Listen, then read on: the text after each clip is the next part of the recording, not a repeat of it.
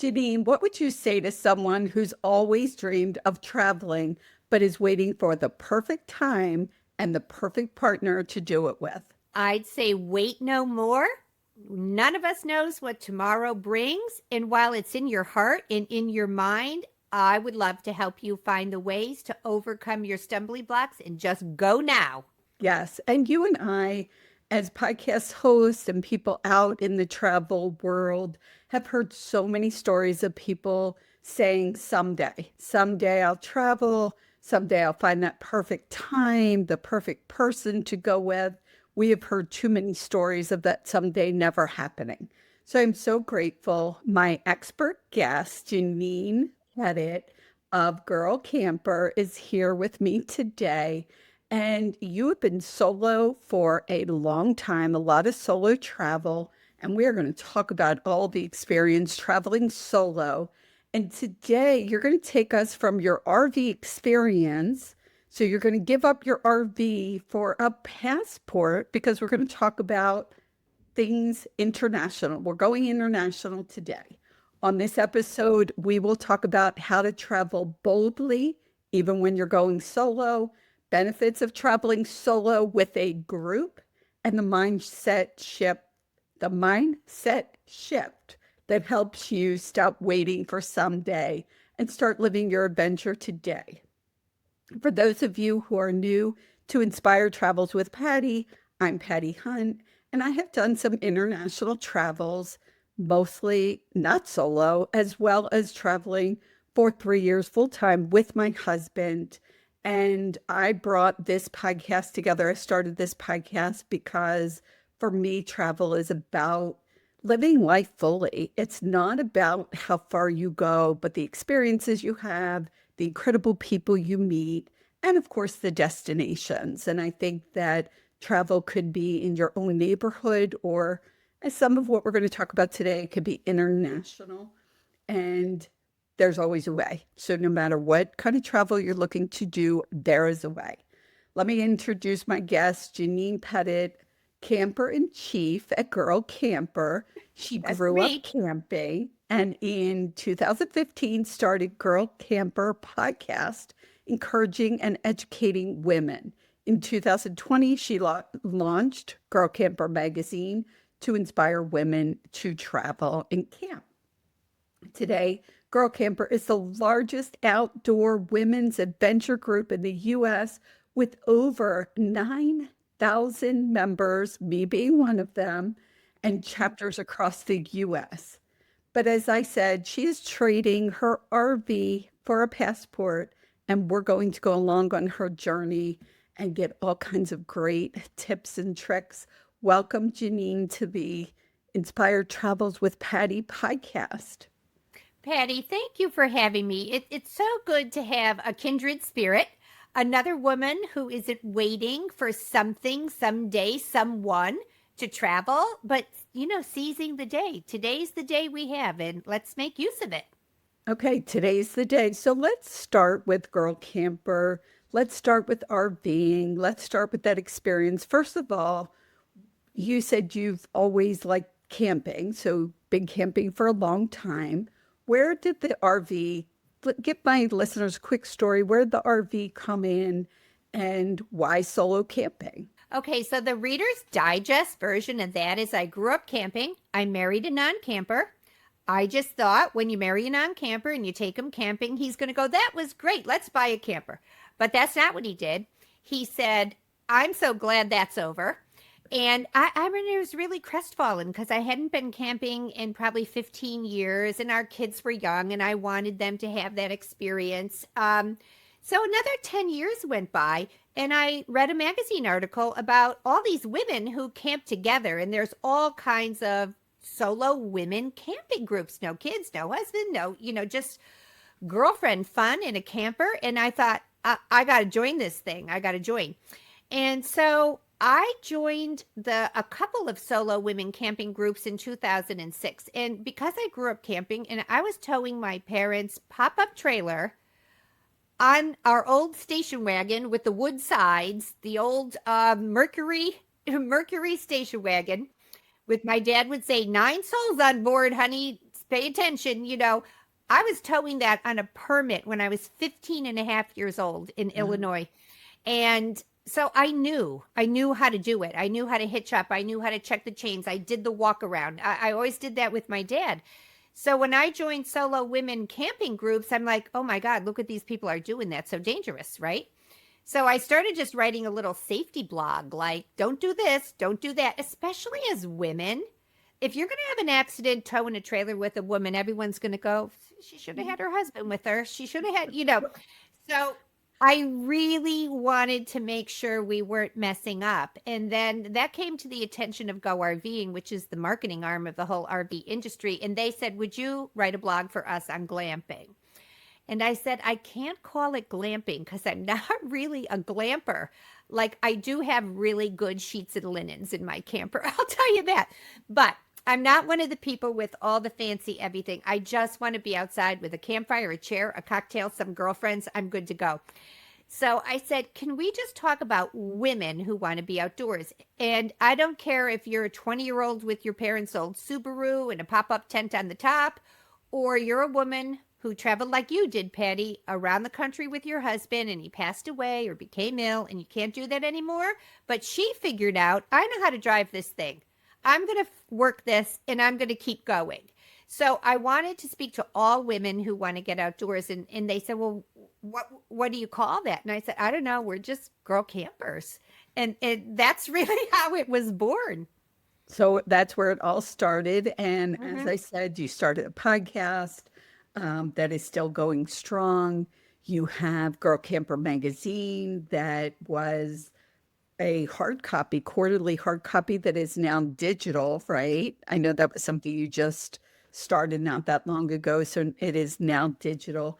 I have had the experience. My daughter and I did join the Girl Camper group in New Jersey, and we were at an event and just had such an amazing time. And my daughter Yeah. is in her 20s, and I'm not.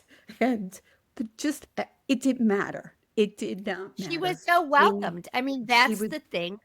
yeah, Yeah, and that's there the were thing ladies about girl there. campers. Yeah, there were ladies there of all, ages and experiences, and that's been your goal of Girl Campers, to inspire people, women, to get out, doing it safely, knowing that even though they're traveling solo, there's a group there that is very supportive. So Right. Girl Camper Solo has doesn't mean alone.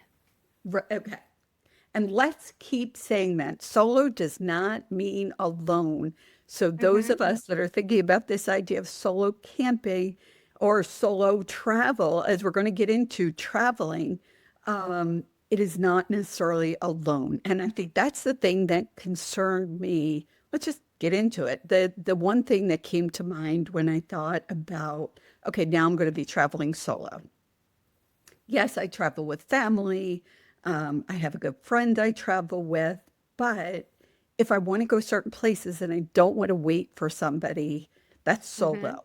But it's Hmm. like you said, I don't have to be alone. And that's what we're going to emphasize in this episode. So, Girl Camper, let's talk about membership. We talked, there's 9,000 members across the US. There's groups across the country. Tell people, Hmm. how can they get involved? Check out Girl Camper. Well, just recently, Girl Camper's got 450,000 people in our Facebook group. That magazine is not a it's called Girl Camper because that's our brand. Um, but it's a travel magazine. And 2 years ago in the Lowell Thomas Awards, we won the bronze medal for travel magazines across the country. Not outdoor magazines, not camping, travel. A Far magazine was gold, Travel and Leisure was silver, and Little Girl Camper magazine was bronze. And Mhm. when they told me, I thought I was being spoofed by someone, because those are huge publishing houses, and we are just. I think I have one right here. I'm sitting in front of my bookcase. So it is no longer available in print, and we're sad about that because we love the texture and they're like coffee table books, but this magazine is about destinations more as much as it is about camping. And we love the idea that we can pick a spot and just go there. So in Girl Camper, we've gone over to a membership. So you have to be a member of Girl Camper. And I think in 2025, we'll probably put on close to 400 trips. So Wow. we've got 20 Girl Camper guides and another 30 or 40 hostesses across the country. And they're just putting on events. Some of them are camping trips, but some of them are like, hey, it's the middle of winter in Ohio. Who wants to go to this lodge slash spa for a long weekend? They bunk up in all these hotel rooms together. I'll meet you down at the pool. Cocktails are at 7. It's just women being with women, which is so needed in our society, for everybody. Everybody needs friends. Everybody needs to do things. So there's all kind, and then there's just some like a meet and greet. Like, what's this all about? Well, we're all meeting at Chili's for dinner. Everyone pays their own check and we get to know each other. And then you can decide if you want to sign up. So in order to have access to these trips and to the Girl Camper Network, you have to become a member. It's $35 a year, which is, we like to say, $3 a month. And in addition to getting to go on all these trips, there's just this huge community there. So in that community, you'll find regional Facebook groups and the main Facebook group. But the best thing about that community is it helps you overcome your fears. So whether or not you want to be a Girl Camper solo yourself, or you want to go on one of our international bucket list trips, this is where you ask the questions. So Girl Camper is a great group for people looking to travel solo, but not alone, as we keep saying. And so we focus a lot on the idea of camping. And that's, the idea of Girl Camper is camping, but it's not just about camping. It is about those events. And I love that idea of being somewhere in the winter and being in a hotel with a bunch of women together and having that cocktail. As long as I could have my cappuccino in the morning, we are all good. And then I can Right. focus. So whatever that is for people, and that's what I love about the Girl Camper group. It's not just the events that you go to. There is a support group. There are, Facebook pages with each of the groups and conversations that happen. So I highly recommend people check out Girl Camper at girlcamper.com. I'll put it in the show notes. Let's talk now about the bucket list trips. And everybody, I think, thinks about those trips that they'd love to go on, bucket list trips. I used to think about bucket list trips and I think, it was out there. It wasn't necessarily going to happen. I have learned, as you have, life is short. We've got a plan. It's not just something you write on a piece of paper and forget about. You've got to plan and figure out ways to get there. And again, that's why I created Inspire Travels with Patti podcast to help people get from the bucket list to actually making these things happen. So some of the trips that you're taking that I want to talk about is a Salmon River trip. I know different people call it different things. Explain that. What is that? Tell us about it. I first want to preface this, Patty, by defining bucket list. Okay, so this is a thing. What's one person's bucket list is normal for someone else. So don't let somebody else define what's a bucket list trip for you. So if you live in New Jersey and you have been watching everybody, do, I don't know, Route 66, and you think, I always wanted to do Route 66. I mean, that might be bucket list for you. Bucket list for someone else is, I'm going on a 3-week safari in Africa, which makes Route 66 seem like doable, right? Right. My own personal story on bucket list trips is I was still raising my children and I had a bonus baby in my 40s. I adopted her. So I was fully aware that I just added 15 years to my parenting because my children were in college and high school when I adopted our second grader. My husband and I adopted one of our foster children. And I just thought, okay, I got to get a game plan because all of my friends are going to be done parenting in 3 more years, and I'm going to be at the 5th grade science fair. So that is when I thought, I'm going to get this little camper and I'm going to go on mini adventures. And that got me through. I love her to pieces, but it got me through because everybody was running around and going places and doing things. And I was at the science fair. So I would just go on what felt like a bucket list to me. to get in my car in New Jersey with my little camper attached and meet all my girlfriends in Maryland 3 hours away. I mean, I thought I was it. I'm like, woo, woo, look at you go, Mom. I just thought, look at me. That was huge for me in 2007. Yeah. I think it's so important that we never stop thinking that where we are now is a culmination of years of experience in travel and encouragement and experience, So somebody else's starting point should never be minimized, right? So in that stage of my life, I was looking at all these girls and they kept going on river trips. And I'm like, what is this river trip stuff?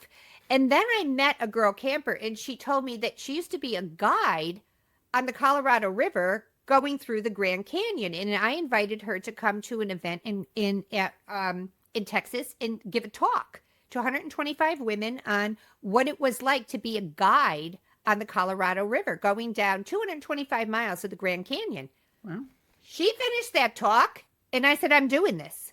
I'm doing this. I don't care what it takes. And let me tell you, on launch day, we had to fly to Flagstaff, I think, and then we took a 2-hour car ride to the launch site, and we got to the launch site, and they gave us all these wet bags and a lot of instructions, and I am telling you, it was 100 degrees that day, and this Irish Rose does not do well in hot weather. I somehow, it hurt my back, slept funny. I couldn't, my tailbone hurt. It's like I'm dragging down to the boat. I'm rearranging I'm looking, and everybody's on the boat, and I'm thinking, this is a mistake. This is a mistake. I shouldn't have done this. I shouldn't have done this. Now, the vice president of Girl Camper, she is an outdoor woman extraordinaire, Lisa McDermott.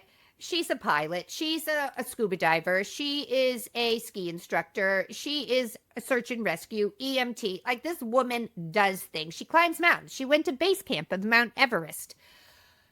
So she saw me and she saw the panic on my face. And this is why it's so important when you're traveling solo, understanding you're not alone. And I think where solo travel begins is with a group.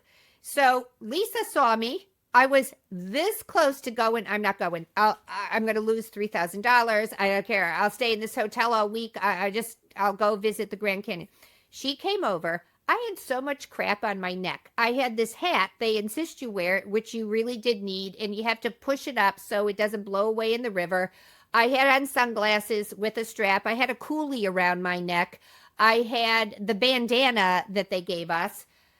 I was drowning, suffocating. She came over and she took everything off of me. And she walked me onto the boat and she sat me down. And one by one, she added all the things back. She literally held my hand. The boat launched. I'm saying Hail Marys. We start sailing down the river. We weren't probably a mile down the river where I felt like I didn't want to turn back. Like, I knew I did the right thing. Water was splashing in our faces. People were waving to us and I just thought, so that trip was sort of life-changing for me because it was about as uncomfortable as you could be. We went through the Mojave Desert where it was 115 during the day, but it went down to a cool 98 at night. You had to get in bed with a bucket of water from the river next to you, which is pure mud. Put your sarong in it, wring it out, lay it on top of you. It would evaporate. You have to wake up, duck it again. You found out what you were made of. I mean, you really found out what you were made of. So we got off that trip and I said, okay, did that, have the bragging rights, never doing that again. And somebody else said to me, you should do the Salmon River in Idaho. And I said, I'm never doing one of these river trips again. And they said, no, like the Salmon River, the water is crystal clear. It's like, it's so beautiful. And it's called the River of No Return, and it's 87 miles, and you land in Boise, and you take a charter plane up to, I think, McCall, Idaho, and then a bus ride down to the launch site. And the river goes 87 miles east to west across the state of Idaho. And the next place you can get off that river is 87 miles down the river. But the difference between the Salmon River and the Grand Canyon is the Grand Canyon is a lot of rocks. It's just rocks. And it felt like Groundhog Day to me by day 4. Oh, some rocks and muddy water. And I mean, I could have done the 4-day version of that. The salmon I wished would never end. Every single day, bald eagles would fly across, and I just went, "Oh my God, I saw a bald eagle!" And everybody was like, "It's a bald eagle, Janine." And I'm like, "But I live in New Jersey. I don't see bald eagles during the day on my way to the grocery store." And wild rams and goats and deer and golden eagles and just osprey and the water was so crystal clear and warm, and we swam every day, and we slept outside every night just on our cots under the stars. There wasn't a single bug. Counting shooting stars at night, and the food was so delicious, and it was a concierge company we used. They just set up our tents, set up our cots, made us cocktails, the most delicious dinner. They cleaned it all up, and it was just the most spectacular trip to me. And so last year, I went to the Green River in Utah. So now this river thing is my idea of fun. The Green River was beautiful too, but this year I said, I got to return to the Salmon River. And I don't usually do bucket list trips twice.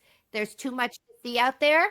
But I really want to take a couple of friends of mine. So I thought, I'm doing the Salmon River one more time because my friends, I won't shut up about it. So they're coming with me. That sounds amazing. And I love hearing stories. Because I can't imagine 87 miles in a boat. I can't imagine it either. But I've also stopped saying I can't. And there are things that I never imagined doing that I have done. And so, yeah, one step at a time and having that support is so important. Before we go on, because we are going to take this international, because it's different when you're in the United States, Salmon River, all of these different things. There's a lot of crazy things to do in the US, but when you're going international, whole nother world. I do want to mention, though, for our people, our friends who do travel by RV, I want to mention an incredible company, Open Roads Fuel Card. They have a fuel card that saves money on diesel fuel every time you go to get gas. Every time you save money. And part of Open Roads is a toll transponder you could also purchase for $24 a year, and it covers all 24 states. So there's no more of the traveling and wondering which toll transponder I need in the window. They also now have roadside assistance. So I'm going to put the link in the show notes. Just want to share. It has been a lifesaver, just money saver, incredible company for me. So I just want to share that with the people who are RVing. A lot of our listeners are RVers. But for those people like you who want to trade the RV for a passport, let's take Mhm. this international because this trip that you are going on just sounds over the top. And again, for me, it's that, wow, that sounds scary. I'll be honest. You're going to Africa, you're going to Dubai, you're going to Paris. These are all trips you already have set up. And Yeah. it sounds a little intimidating. But again, while you're going solo, you're not going to be alone. So let's talk about these international trips. My first venture into international travel, I had never been to Europe. I didn't grow up in a family where we went off on a, year abroad, although some of my siblings did, but I was afraid to go. My brother went off to Europe with $500 in his pocket in, I don't know, 77 or 78. You could do that then. Um, my parents tried to get me to go, and I was afraid. So I didn't do it, even though they had people on the other end to receive me. The first time I went overseas is when my daughter was a senior in college, and my uncle had died, and he left me a little money. And I said to my husband, let's take the kids to Europe. Let's go see the great cathedrals. And he said, are you crazy? They'll be fighting all the way. They won't care. And I think you should take our oldest daughter. The two of you go together over her spring break and spend the rest of that money on a little camper for yourself, because I'm never going to go camping with you. So, not knowing one thing, I just got online and I booked 2 tickets from Philly to Rome. I found a hotel online. I booked it. We didn't know where we were going when we got there. We did not speak Italian. We landed there with our thumbs in our mouth, like, what do we do now?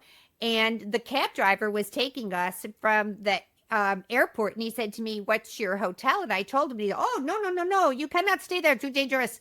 Like the gypsies are there." And he took me to a different hotel by the Coliseum, which was $300 a night in 2006, I think. And I called up my husband. I said, "Oh my God, it's $300 a night." He said, "Just stay where it's safe, and we'll make it up when you get home, and we'll figure it out. Just stay there." And she and I just went down to the lobby every day and said, "What should we do today?" And they gave us stuff to do. So it wasn't a budget trip by any stretch, although when I left, I thought it was. Now, when I do anything internationally, I do it with a group. I do it with someone who knows what they're doing. I want to stop you for a second because I want to go back to that. Hmm. And Italy is the place I want to go. I want to go to Rome. I feel like that's some place that, everybody says, oh, you're going to Italy, go to Rome. Yes, I want to go to Rome, but I want to go, I believe, north. There's so much of Italy I want to So see, much. and I would have to narrow it down.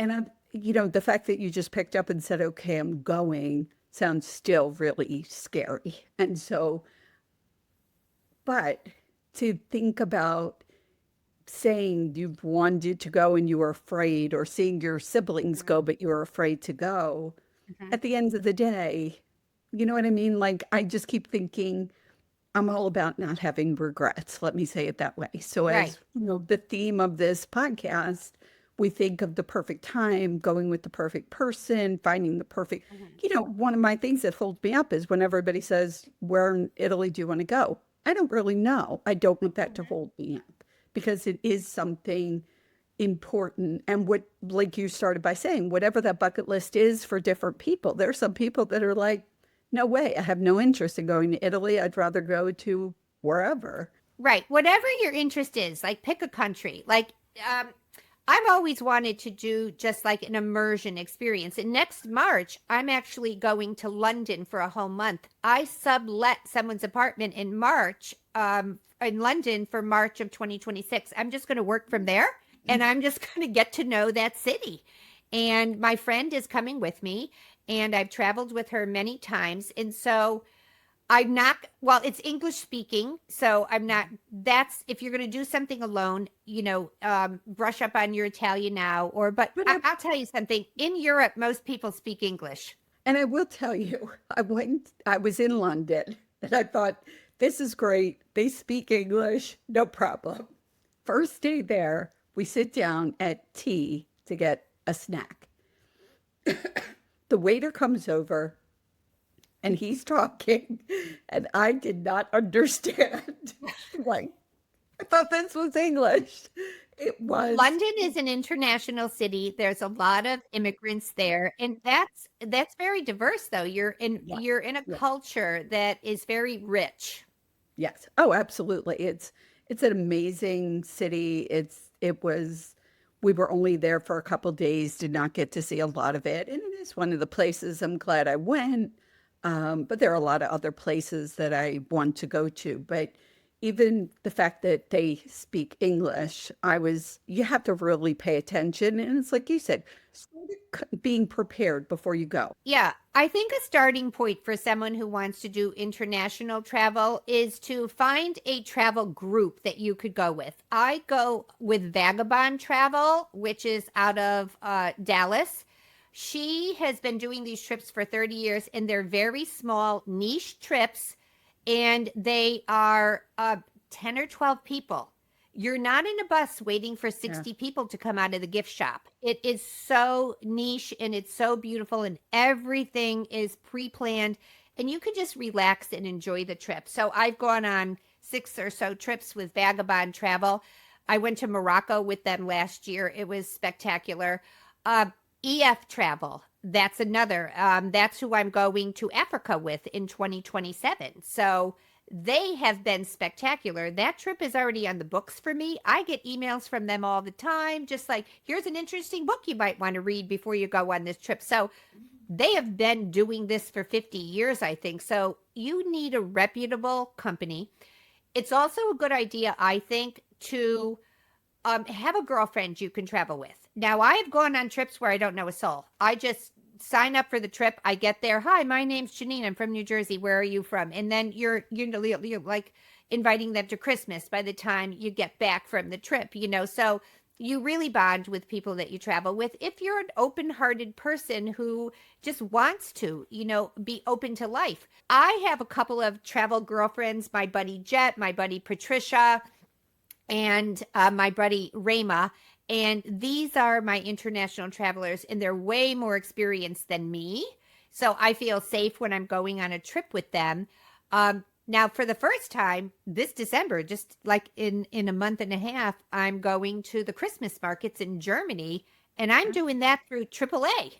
I just saw it on AAA because they send me so much stuff in the mail. And I'm like, wow, this price is crazy. 8 days in Germany and all the Christmas markets. And it was like, I want to say it was like $1,600 or $1,700.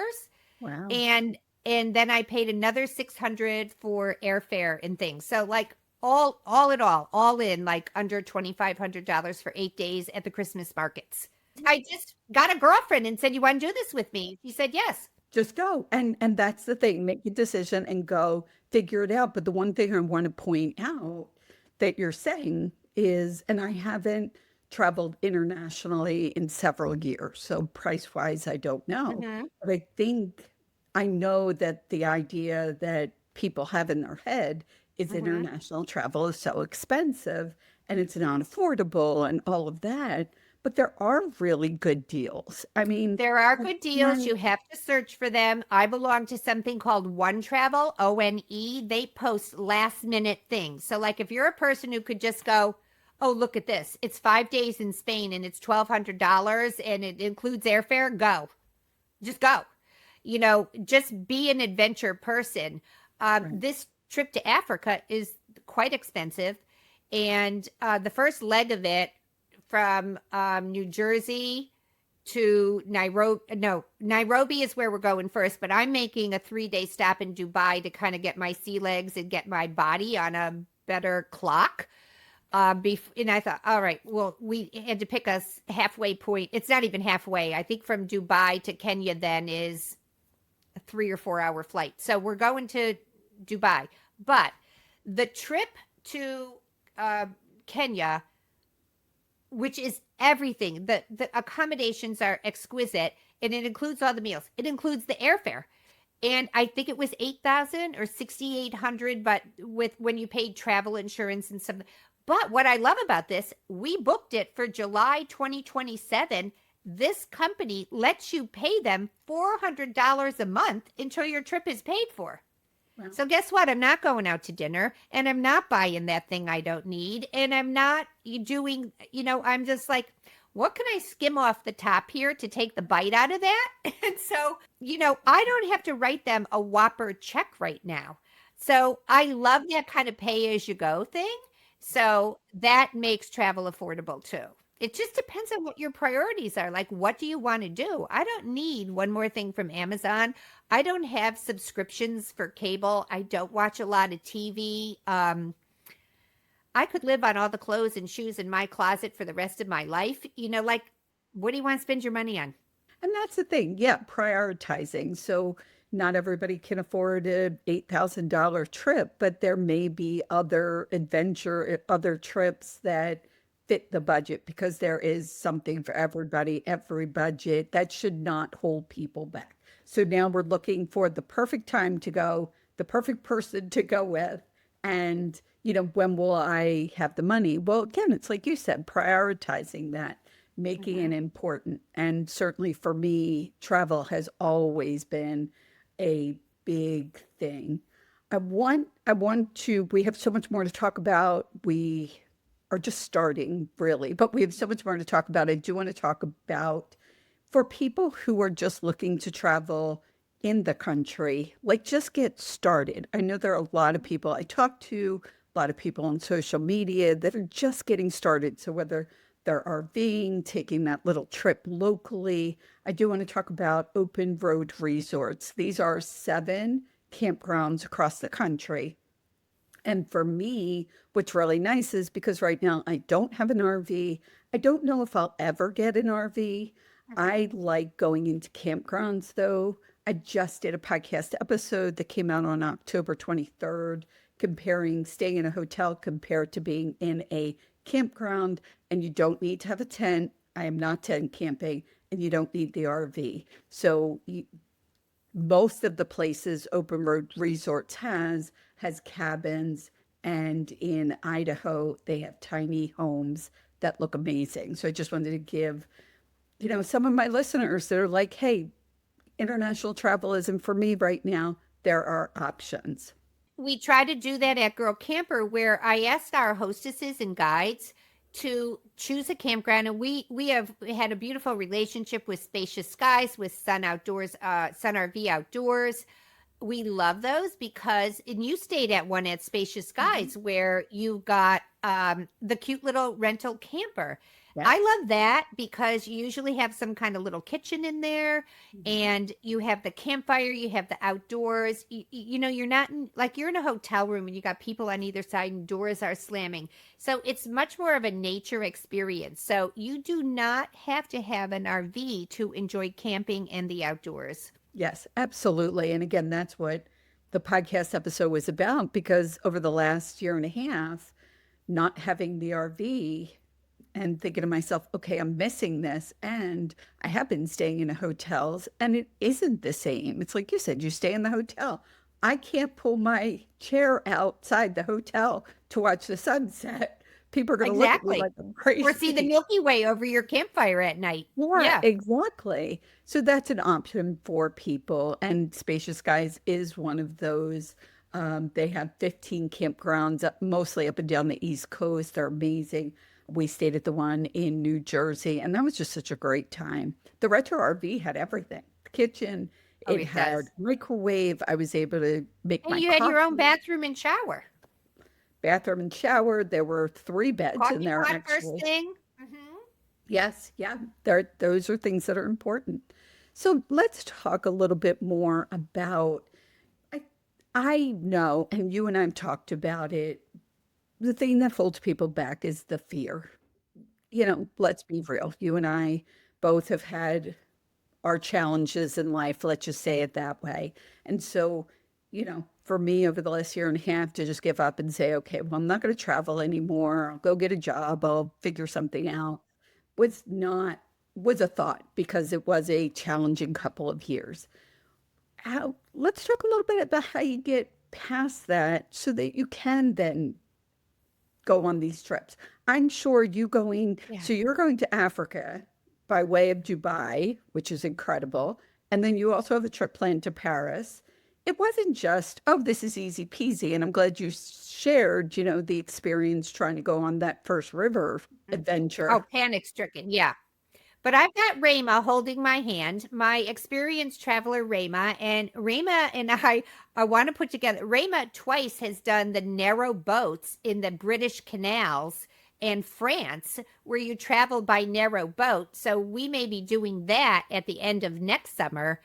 So there, I've always got something percolating. But the thing about um, getting out there and overcoming fear, I would say the first thing is don't put yourself in a situation that's going to induce more fear. So choose an organization or a friend to travel with that okay, I'm not alone on this thing. The second thing is to get it in your head something is going to go wrong.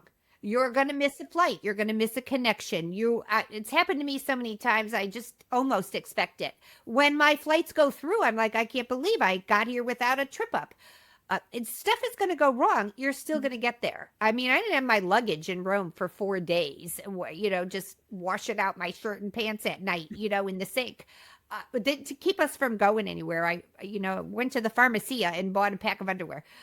So stuff is going to go wrong. Deal with it, roll with it, just go. It's part of the experience. The other thing I will tell you about overcoming fear is there's an acronym for fear: false evidence appearing real. Separate it.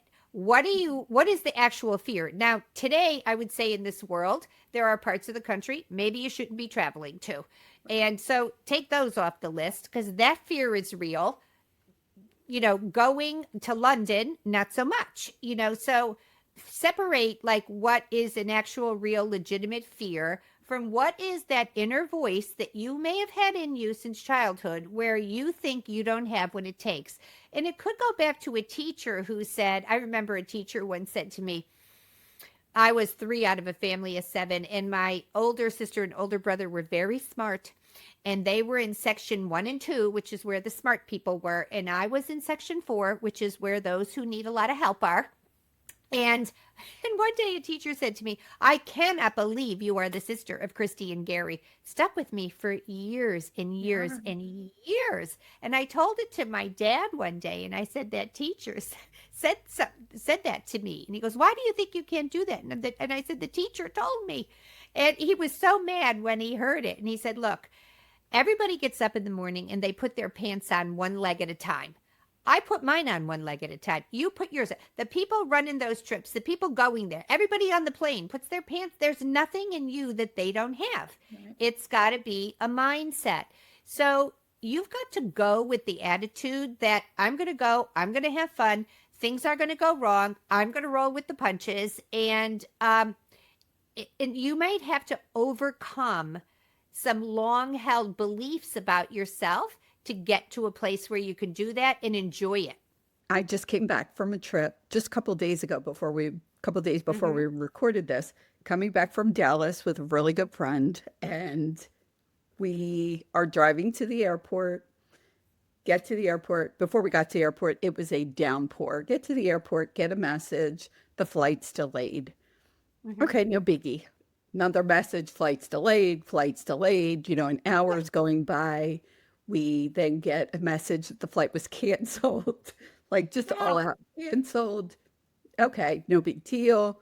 He books the next flight out. Luckily, we don't have jobs to get to. We could work remote. Real so jobs, yeah. Punch in. And what I realized was when you're traveling with someone, I was almost grateful for all of the delays. Yeah, because when that happens, you get yourself over to the bar in the airport. You get yourself a margarita and a pile of nachos. Well, so here's even better. So we were supposed to get in at 7. Now we're getting in at midnight. We're probably going to get home at 1. And so again, who cares? When I travel with him, have access to lounges. So yes, you could go get a drink and food, and which makes it so much easier to travel that way. Nice couches to sit on, just right. A lot nicer. The point is when you are going to travel with someone, knowing that person that you're going to travel with, because he was calm. Yes, he didn't like it that it was delayed. I mean, we sat in the airport for a good 6 hours, I think, probably close to 4 or 5 hours, too long. The thing is, know who you're traveling with. I think is a big part of that.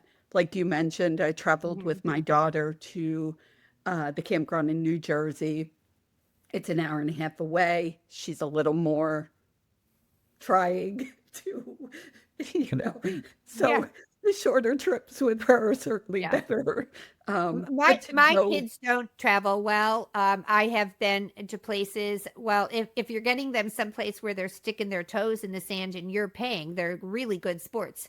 Yes. But I'll tell you something about lounges that I didn't learn till later in life. And that is, and I just came home from Denver in June, and I had to make about a 3-hour drive from Granby, Colorado to Denver, return a rental car. And I thought, oh, anything could go wrong. I was like 6 hours ahead of time for the airport.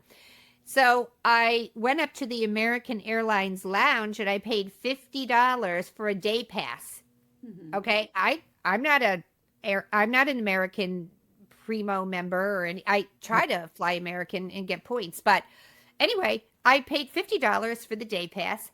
That flight, which was supposed to take off at 4, did not take off till 9 p.m. I was in that lounge for like 10 hours, had 3 meals, had Wi-Fi. I mean, it's just so, if you're going to be stuck in a situation like that, I couldn't have eaten at the airport all day long for $50. You're going to pay $20 for a sandwich. So go up to the lounge and see if you could do a day pass. And when my flight was canceled, not canceled, but they boarded us and got us off and boarded us again and got us off a second time. When I went back up to the lounge that second time, there was a big sign that said the lounge is closed to day passes now because it was too crowded. But I Oh, already had mine. So I got to go back in and wait there for 2 more hours. right, So if right, you get stuck internationally or even here in the US, just go up to the lounge and see if you can pay for a day pass. right. Sometimes you can. And people who aren't familiar, and I do have the ability to go into these lounges. There's also free alcohol, so you get Yes. that for free. Beautiful And meals, some of the lounges, Wi-Fi. yeah, yeah, Wi-Fi, but comfortable seats. Some of the lounges are, some of the rules in the lounges are different, so check those out. But it is a great Mhm, way to pass the time. And even though mhm, we were there for hours, it wasn't bad. And we were both calm because, again, if you're going to travel, you have to know that there may be cancellation, something may happen. Just know that getting to the airport earlier, probably you and I don't need to mention this, but for those people who are just starting travel, yeah, you've got to get to the airport. Sometimes getting there mhm. 2 hours before, if it's international, 3 hours. Knowing that if you have a connection, knowing what the connection looks like, if that connection is tight, there are times when I have a 45-minute connection and I make the decision that I may or may not make it based on the airport I'm coming into, where I'm going, time of day, time of the year. And I just accept the fact that I'm going to do this flight. If I don't make that 45-minute connection, I'll be okay and I'll get on the next flight. And these Mhm. are all the things you have to decide. You did mention travel insurance earlier. As we're talking about travel, I think that's important that when people are traveling, travel insurance is important. I am going to have a guest on the podcast that is going to talk about travel insurance, why that's important. He will also talk about, medical issues. We're not Mhm. necessarily going to touch on that now, but if you're even if you're across the country, if you're in the US and you have a medical issue, you get stabilized, you need to go back home, what do you do? I was actually just talking to somebody, she's probably older than me, and she she said, I'm thinking about going to Hawaii. And I was like, that's cool, go, just do it. And she said, but I'm worried that if I get sick, she said, I know they'll take care of me there. If I get sick, they have hospitals. She said, but then how do I get back home if I need to get back home? And I told her about a company that will bring her back. Mhm. So these are all things that, again, I'll have him on as a guest on the podcast to talk about these things because I think that is something that you hear people talk about when they talk It's about a wanting fear. to It's one of the travel. fears, but One, it's one of one the of the fears, what fears if there's a that's medical issue? yeah, it's a fear that's easy to overcome. I never buy travel insurance domestically. I don't need it. I I bought it once, and then there was a medical emergency in my family. My son had an emergency surgery, and I never got any money out of them. Like, he was an adult, and they said that's not our problem. He's an Right. adult. He was adult, 19.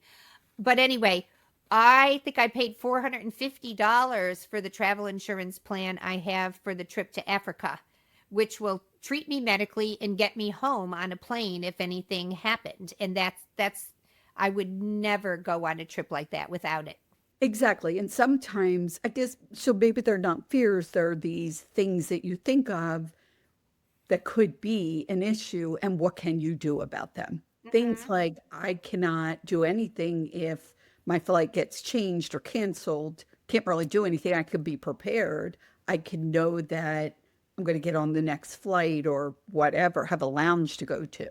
So yes, those are some of the things we don't like to talk about. They're not the fun things, but need to be obviously talked about. Can you share with the listeners how they could get a hold of you?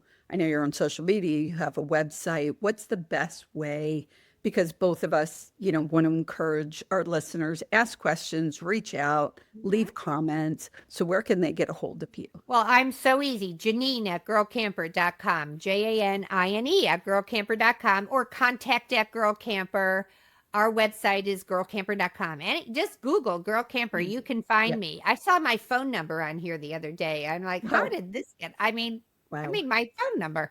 But anyway, I'm not You that can hard call to her if you want. Yes. Yeah, Yes. please don't, but, Yeah. No, because no, no, I no. only pick up for my children, Yeah. but, Yeah. No. anyhow, girlcamper.com, and there's a list of all our adventures. I would say sign up for the Girl Camper newsletter because we find out what's going on. You don't have to be a member of Girl Camper per se, the travel end of Girl Camper to enjoy the Girl Camper community.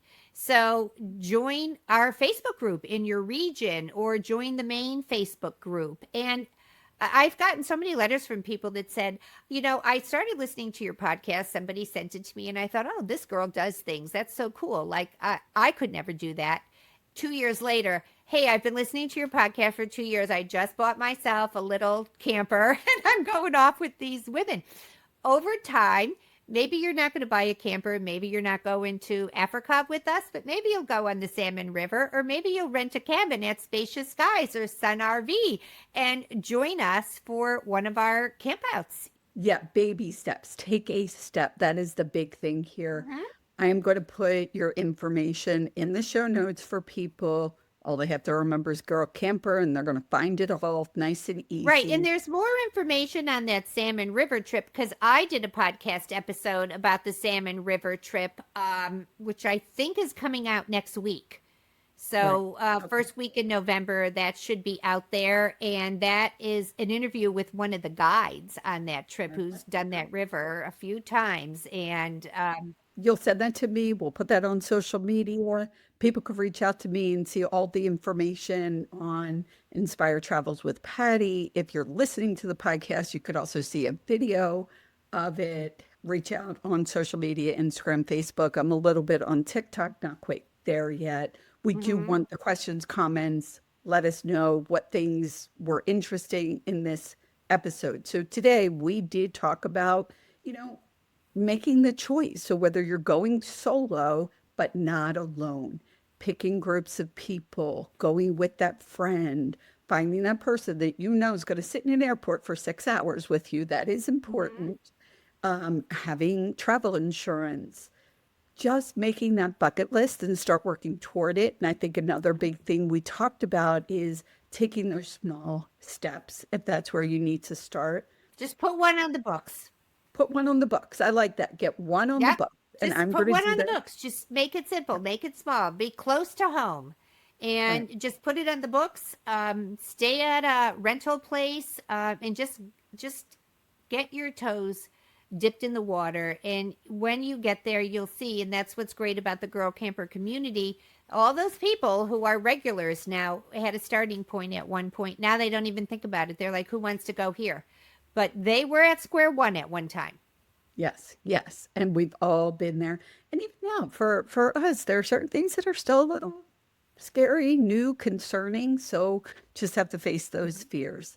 Well, Janine, I want to thank you so much for being on Inspire Travels with Patti. Oh, Thank you you're for taking the welcome. time, Anytime. sharing so much incredible information, for all the inspiration. You have really helped so many people in the travel community. And I know I am grateful. And I know there are a lot of people out there that are grateful. So thank you so much for taking the time and being on today. Patty, anytime. I love talking shop with you, and I hope you and I will be sitting around the campfire with a cocktail soon. That would be better than an airport. Oh, absolutely. Or taking Yeah. one of those big trips. That Yeah. sounds great too. Sounds like a Maybe good we'll thing. see you on the Salmon River. Okay, I will. We'll have to Thank talk. you, You'll have Patty. to hold my hand through that one. That's And okay. I want to thank my listeners so much for tuning in, and I really appreciate everybody. The messages I get, the encouragement really means a lot to me. If this episode resonates with you, please hit the follow button, share it with other people that are looking to live life more fully and adventure more. And I'm going to say that, I let's just wrap it up here. Travel isn't just about where you go, it's about how you live. And I want to remind you to live each day to the fullest.